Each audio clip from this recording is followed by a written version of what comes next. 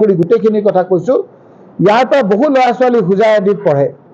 আমাৰ এজনে ক'লে যে 9 ক্লাছত প্ৰায় 2.5 লাখ টকা খৰচ কৰি আজি পঢ়িবলগীয়া হৈছে।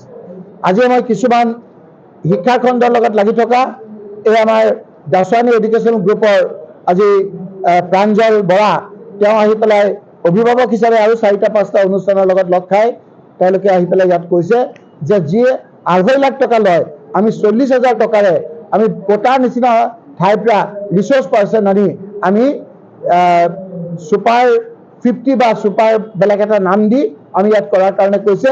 আৰম্ভণি হিচাপে আমাৰ ইয়াত এতিয়ালৈকে 3খন কৰাৰ কথা কৈছে। আমি গোৱালপাৰা বঙাইগাঁৱত ইতিমধ্যে তেওঁলোকে আজি এক চুক্তিবদ্ধ হৈছে আৰু মই চাওঁ যে আপোনালোকে এই প্ৰেছ কনফাৰেন্সৰ পিছতে ধুবুৰীতো এটা এনেধৰণৰ অনুষ্ঠান কৰিব পাৰে নেকি। কাৰণ আমাৰ ইয়াৰ পৰা ল'ৰা গৈ যদি বাহিৰত ইমান টকাৰে পঢ়াব পাৰে, আমাৰ ইয়াত যদি এইখিনি সুবিধা হয় তেতিয়াহ'লে বহুত খেতিয়কৰ ল'ৰা আছে যিসকলে কম পইচাতে তেওঁলোকক পঢ়াব পাৰিব। আৰু এওঁলোকে কৈছে যে 40,000 টকাৰ পৰা 45,000 টকাৰ আমি লৈ য'ত 2.5 লাখ টকা লাগে আমি ল'ৰা ছোৱালীখিনি পঢ়াম আৰু ওচৰতে তেওঁলোকৰ থাকিব। গতিকে এই কথাখিনি আমি আজি ক'লোঁ। আপোনালোকৰ দুজন, এজন ইণ্ডাষ্ট্ৰিয়েলিষ্ট আৰু এজন এডুকেশ্যনৰ লগত লাগি থকা লোক হিচাপে আপোনালোকক ক'ব আৰু আমাৰ হৈ শেষত আমাৰ ৱাজাদিল চৌধুৰীৰ থ্ৰুতে দুআষাৰ ক'ব। আফজাৰা 2 মিনিট বলি।